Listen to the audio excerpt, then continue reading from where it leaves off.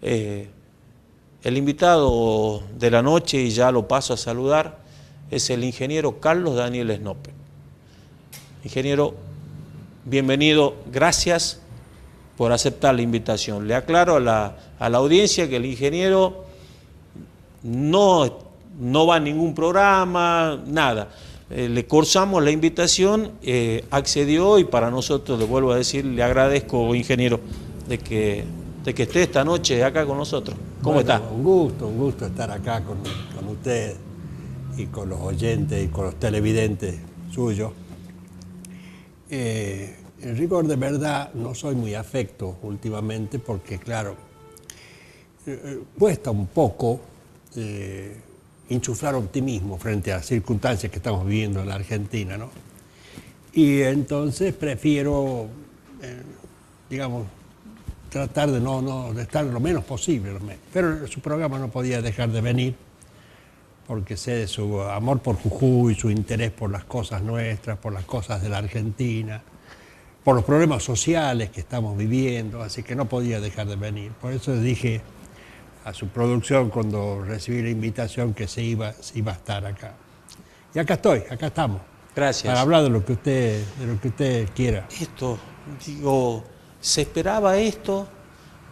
¿Usted imaginaba esta situación, que pudiéramos ir transitando este tema de un dólar que se escapa, de una inflación que dicen que va a llegar al 42%, de un combustible que arrancó valiendo cuando asumió Macri 15 pesos, 16 pesos y hoy está arriba de 40 pesos, tarifas que se fueron?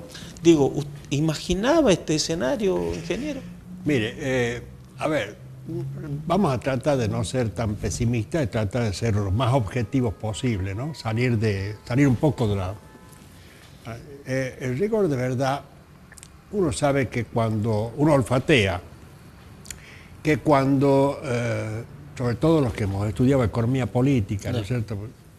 Uno olfatea que cuando viene determinada ola neoliberal, equivocada, errada, ¿no?, a nuestro juicio, lo que sucede es inevitablemente esto. Hemos tenido ya, que yo recuerde y que yo haya estudiado, por lo menos desde el 30 en adelante, 4 o 5 oportunidades en que esto se ha convertido en un plan macabro, ¿no?, para la Argentina, y hemos retrocedido mucho en muchas materias en esos periodos.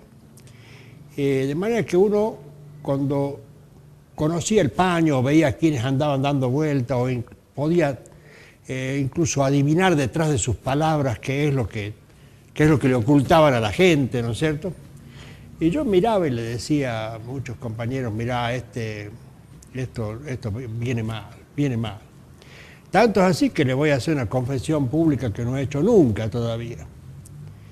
Como usted sabe, nosotros hemos integrado, junto con el Partido Blanco de los Trabajadores, el Partido Gana Jujuy, otros partidos más, Democracia Cristiana, el MPJ, hemos integrado un sector que en las elecciones del año 15 buscó cambiar el problema de los que teníamos en Jujuy. Yo lo he hecho por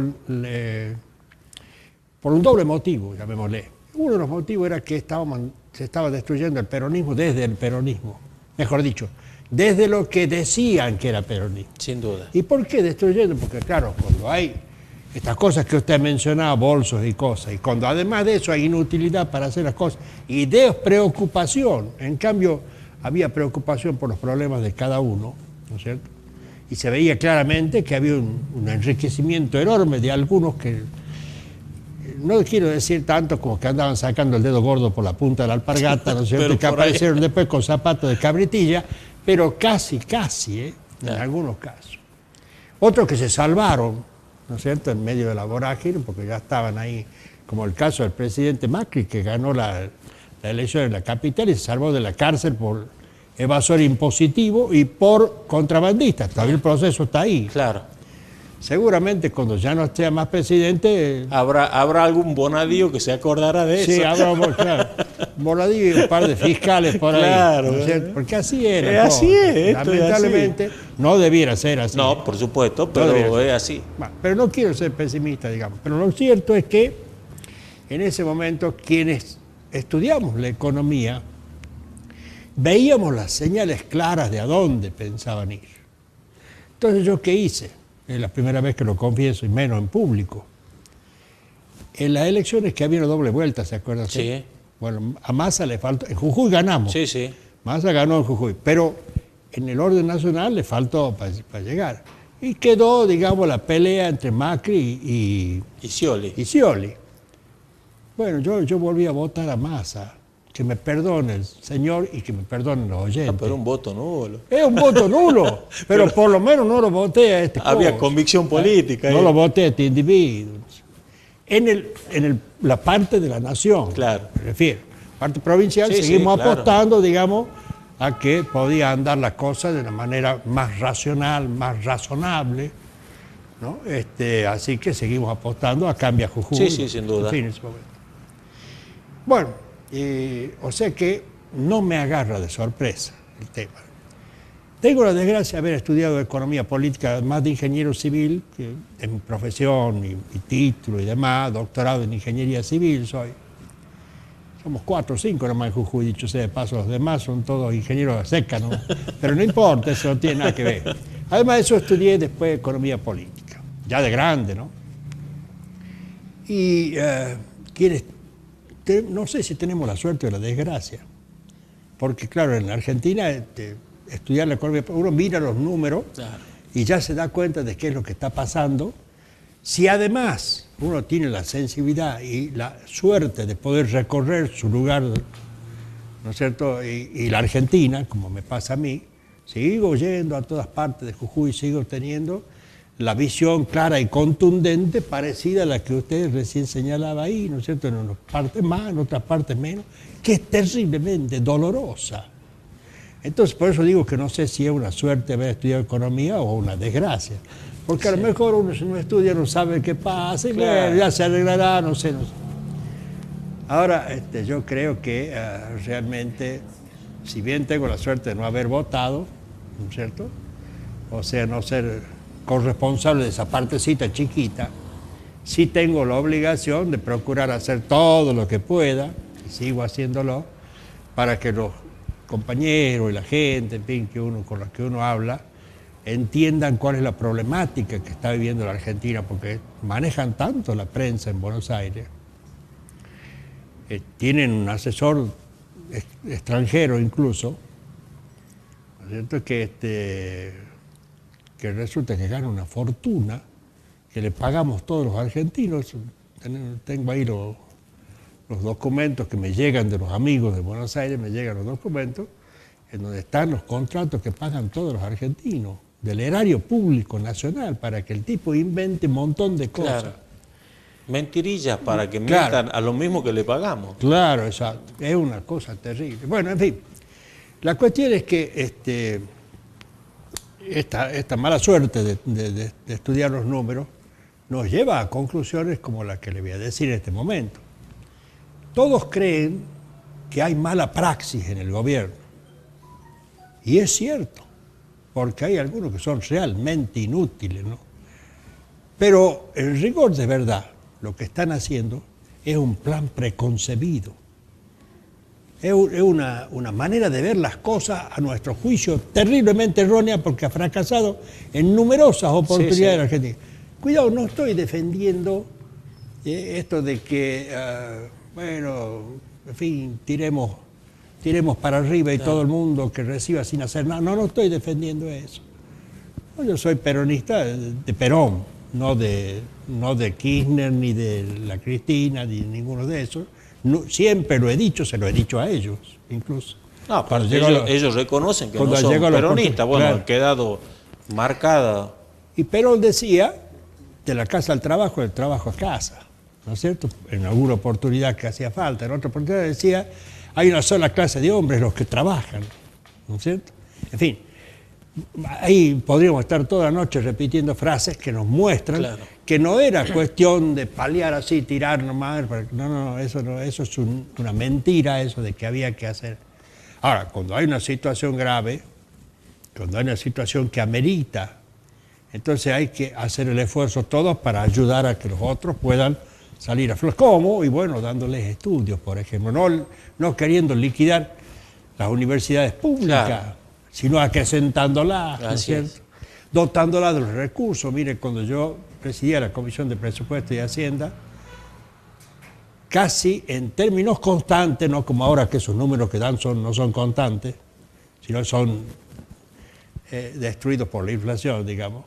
Porque ahora dicen, no, las universidades han aumentado su presupuesto, es cierto, pero cuando usted lo calcula en términos constantes, resulta que no han aumentado, han retrocedido. Claro, totalmente. Bueno, no, aquí nosotros en términos constantes hemos ido aumentando el presupuesto de la universidad y se han creado muchas universidades nuevas, a las cuales hemos dotado los recursos presupuestarios correspondientes.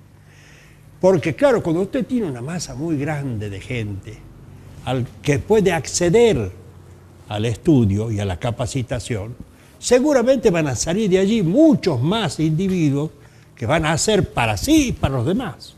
¿No es cierto? Que cuando tiene 5 nomás, digamos, por decir los extremos, ¿no es cierto? Entonces es muy bueno que la educación sea fortalecida y a eso se ve en los presupuestos. ¿Y sabe por qué me hablo de esto ahora? Porque tengo la mala suerte de que los amigos de allá de Buenos Aires me mandan, todavía no llega el presupuesto a la Cámara de Diputados, va a llegar el lunes, dentro, dice. Sí, dentro de unos días, digamos, no sabemos cuándo exactamente y cuándo sabremos qué es lo que dice. Claro. Pero yo ya tengo la mala suerte de saber un montón de cosas que contiene. Y después de haber hecho 5 presupuestos de Jujuy, alrededor de 4 o 5 de distintas provincias que le pidieron a mi padre que los ayude, son más o menos unos 14, y haber hecho 8 de la Nación, y haber colaborado en el 9º, en fin. Bueno, después de todo eso, uno abre el presupuesto, mira 2 o 3 cosas y ya sabe para dónde vamos. Claro. ¿No es cierto? Me han llegado ya, por correo electrónico, algunos datos del presupuesto que va a estar en la Cámara de Diputados, supongo, en unos días más. Realmente me siento muy mal, porque tengo la mala suerte esa de haber hecho como un montón de presupuestos, entonces uno mira un poquito y ya sabe para dónde va la cosa. ¿Sí? ¿Para dónde vamos? En general? Mal. Yo creo que no se está cumpliendo un plan siniestro en el sentido de que, y equivocado, lo peor de todo es que es errado. O sea, no solo es siniestro, sino que es equivocado, que ha fracasado en numerosas oportunidades. Esta devaluación que tuvimos es en definitiva una manera de bajar el salario de toda la gente. Claro. ¿Y el error en qué consiste? Consiste en que la gente no va a poder comprar. También es un problema grave en materia de las pymes, por ejemplo. Está visto que nos estamos quedando sin fábrica de zapatos. Totalmente. No tenemos más la fábrica de zapatos, estaba la mayoría en La Matanza, en Rosario, en Córdoba, y lo demás era secundario, más chiquito. Había algunos emprendimientos en Tucumán bastante interesantes, pero casi todas las fábricas chiquitas que eran pymes y demás cosas, y que surtían a las grandes fábricas o demás, se están fundiendo todas. Yo recibo las comunicaciones de mis colegas de Buenos Aires que me cuentan, se fundieron. La última hora, hace unos días, hasta la heladería.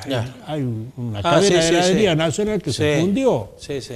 Bueno, pero digamos, si nos quedamos sin helado ahí, de esa podrá haber otras pequeñas. Pero y si no, volveremos al viejo cubito, como hacemos acá en el norte. Claro. Pero ya cuando empiezan a... Así es. Bueno, el primate de zapatos que vamos a volver a la alpargata. Claro. Bueno, Dios quiera que no se funda alpargata, ¿no es cierto? Bueno, después textil. Estamos liquidados. Pero es una cosa que... Y los que saben de telas dicen que las telas argentinas eran muy buenas. Podían competir con las mejores telas del mundo. Es un desparramo de empresas textiles que se han fundido, que han cerrado sus puertas, que han despedido a la gente. Bueno, son 2 rubros muy serios, muy seriamente afectados. Pero quiero decirle que el panorama que se vislumbra es un panorama bastante difícil para Argentina. También debo decirle, en honor a la verdad, que no es el 2001. En 2001 tuvimos un montón de muertos, ¿se acuerdan? Muertos sobre el puente, sí. El puente sobre la Avellaneda. El puente, claro, y el puente Corrientes. Corrientes también, sí. ¿Cierto? Donde murieron gente por protestar, digamos, porque no comían. Protestaban porque no había manera, la provincia no les pagaba los sueldos, digamos. Pero no es el 2001 en este momento, y Dios quiera que no lo sea. Pero si persisten por este camino, yo creo que no vamos a salir. Mire, teníamos una determinada deuda. No llenemos de números la cabeza a la gente, porque después se olvidan los números. No, pero sí, digamos cómo era la situación. Porque si nos ponemos a hablar del número, yo les puedo recitar los números, eso, porque lo sabemos bien todos los economistas. Pero no tiene sentido, ¿no es cierto?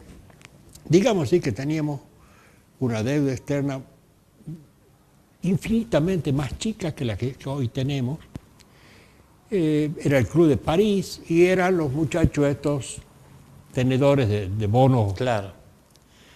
Que, bueno, quedó sin arreglar, digamos. Pero ahora resulta que hemos ido al FMI y hemos pedido plata prestada por todos lados. Además de la que ya veníamos pidiendo. ¿Cómo vamos a hacer para pagar esa cuenta, ¿no es cierto?, si no crecemos? Bueno, las estimaciones de algunos de los que están hoy en el gobierno hablan de 2-3% anual para algunos años venideros, que no van a ser tan pronto porque el rebote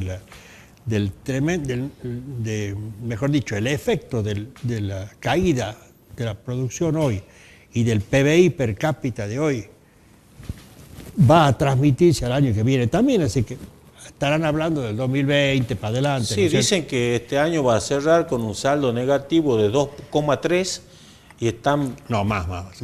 Bueno, y que el año que viene ese rebote con suerte va a llegar a cero. O sea, estancamiento total. O sea, claro, estamos hablando del 2020 sí, para adelante. Hay siempre una traslación de la cosa, ¿no es cierto?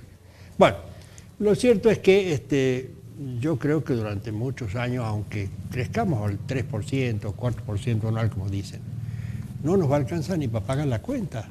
Es decir, trasladamos un error, que es, digamos, que muchos no trabajen, ¿no? En lugar de hacer que las economías regionales, las pymes y demás empiecen a andar, trasladamos eso que venía sucediendo a que el mercado interno se destruye y nadie puede pagar las cuentas internamente y tenemos una enorme deuda externa que pagar. Entonces es bastante compleja la situación. Yo creo que es muy dura. Para colmo, hay una concentración de la acción del Estado en materia de obras públicas, por ejemplo, en el área, otra vez, en el área metropolitana y alrededor. Es impresionante la cantidad de recursos que han puesto en la capital. Hacer subterráneo el Sarmiento, me parece que sí, que estaba bien, que había que hacerlo, que moría alguna gente, lo cual, aunque muera uno, ya vale la pena, no sé, pero bueno. Ahí está el muchachito ese pariente del presidente, que Dios me libre.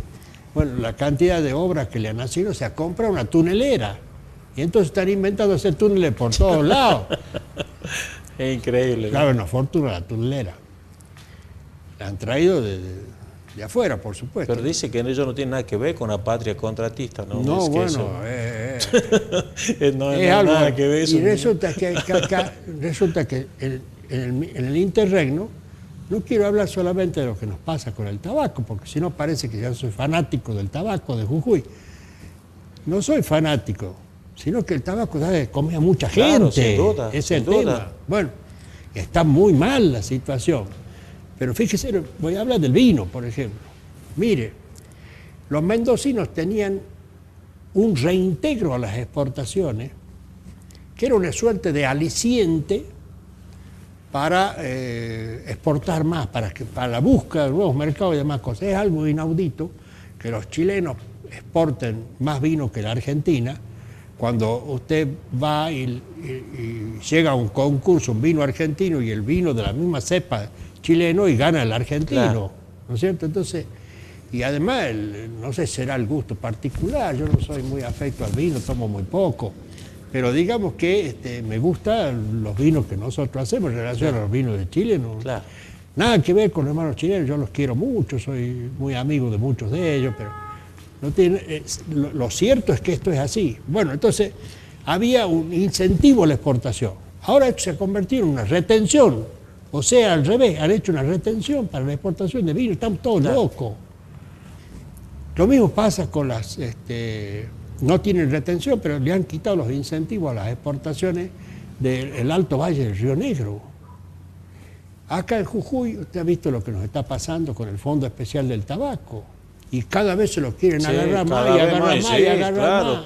Todo la palabra que diga subsidio, ellos dicen, no importa de dónde, para qué sea. Resulta que yo he hablado mucho sobre este tema y he dado conferencias en muchas partes del país y algunas charlas también afuera del país, relativas a que el Fondo Especial del Tabaco no es ningún subsidio, sino un mecanismo compensador de un mercado imperfecto, de hay pocos compradores y muchos oferentes, ¿no es cierto? Bueno, la cuestión es que con esta concentración de lo que queda, que se ve ya en el presupuesto que viene, todo para allá y nada para acá. Y no digo para acá en términos de Jujuy solamente. Yo no sé, los gobernadores van a ir a bendecir ahora este presupuesto, le irán a tirar algo por bajo la mesa. No sé cómo es el asunto, porque yo así como lo veo muy, muy duro, muy feo. Muy difícil. Sí, no, es una cosa, no, es un ajuste tremendo, impresionante. Más allá del ya... sí, ya lo duro que viene siendo. ¿No es cierto? Porque hoy en día no le alcanza a la gente. Mire, yo he hecho una cuentita así miserable nomás. Una persona que ganaba, digamos, 10.000 pesos cuando asumió este gobierno. Y bueno, eso era más o menos, en términos generales, cerca de $1.000. Y resulta que usted ahora hace la misma cuentita y el que gana 10.000 pesos, que el salario mínimo está muy cerca de eso, así que no estamos lejos de la cosa. Bueno, ese resulta que son apenas 300 y pico de dólares. Entonces, 320, 300 Sí, claro. Bueno, entonces, ¿de qué estamos hablando? El poder de compra de la gente que trabaja ha bajado enormemente. ¿Quién va a comprar? Entonces, ¿cómo van a vivir las pymes? ¿De qué van a vivir? ¿Cómo va a funcionar todo el aparato? Argentina, sabe que los componentes gruesos, digamos, del crecimiento son el consumo interno, la capitalización, bueno, ¿no es cierto?, lo que se vende afuera. Resulta que la capitalización es un porcentaje muy pequeño en Argentina. El 70%, por lo menos, del crecimiento, en el caso de nuestro país, está dado por el consumo interno. Y resulta que liquidamos el consumo interno, entonces ¿cómo va a crecer el país? Estamos en una situación que yo creo que es muy compleja, muy compleja. No podemos seguir por esta vía. Este plan va a fracasar como fracasó en otras oportunidades, una cosa muy parecida que se hizo en estas 5, por lo menos, oportunidades. No entremos a detallar porque si no ya dice, claro, bueno, salva el periodo de Perón. Claro. Pero yo no tengo la culpa de que los números muestren que se hicieron las cosas. Teníamos el Pulqui, teníamos la segunda flota mercante del mundo, el Instituto Nacional de Reaseguro, que reemplazaba a los ingleses con su reaseguro todo el mundo entero. En fin, otra cosa que ahora no se puede hacer, pero que en esos tiempos se hizo, fue el IAPI, Instituto Argentino de Promoción del Intercambio. Fíjese cómo se arreglaría las retenciones. El campo protesta por las retenciones. Que las retenciones son para el campo. Las retenciones son para los 7 grupos exportadores más grandes del mundo que están en la Argentina y manejan. Para ellos son los. Lo que pasa es que estos sinvergüenzas se lo cobran al productor. Claro. Y no le cuentan que las retenciones son para ellos. Le hacen creer al productor que las retenciones son para el productor, para pagarle menos. No quiero hacer los nombres de las empresas. Si quiere lo hacemos nomás, total. Nidera. ¿Sabe qué es lo que es Nidera? Más grande que la Argentina, ¿usted sabía? No. La suma de las exportaciones y las importaciones de la Argentina, es decir, el comercio, llamémosle, que la Argentina hace anualmente, es inferior a los que compra y vende nidera en el mundo. Claro. Cargill, por ejemplo. Bueno, y así. Son 8 grandes extranjeras y una argentina, que es aceitera general de esa, 8 grandes extranjeras que se llevan alrededor del 93% de las exportaciones granarias en la Argentina. Esos están saltando de gusto ahora. Claro, claro. ¿Sabe la plata que recogen en dólares en el mercado interno deprimido cuando pagan una chuchería a la gente? Claro. Y todavía quieren que no le pongan retenciones, por favor. No, para de contar. Las cosas son así. Ingeniero, voy a se entiende lo que le digo respecto al tema. Las retenciones son para la exportación, o sea, para nidera, para Cargill. Para los grandotes del barrio. Los 8, no, los grandotes del mundo. Del mundo. Del mundo, incluso. Bueno, para eso son. Que van a repartir utilidades, ya están festejando los accionistas. Sí, pero lógico. Y la Argentina que exporta todo esto, no sé. Mientras tanto, la gente está muriendo de hambre, está el changuito ese que usted decía, mascando coca para no tener hambre. No puede ser así, no puede ser así. Es muy doloroso esto. Tiene que haber la retención y el changuito ese tiene que poder comer. Totalmente. Ingeniero, ¿me permite hacer un pequeño corte comercial y le dejo una pregunta picando? Sí. Con este diagnóstico, lo que usted nos menciona que está por venir, lo que ya estamos viviendo en estos 2 años y medio, Macri tiene posibilidades de reelección en el 2019, esto sin querer hacer futurismo político, ni mucho menos. Y si Sergio Massa o el Frente Renovador o el peronismo federal en este caso puede llegar a transformarse en una opción valedera para las elecciones del 2019. ¿Me la contesta después de la pausa? ¿Cómo no? Hacemos un pequeñísimo corte comercial y luego venimos con la parte final del programa. Dale.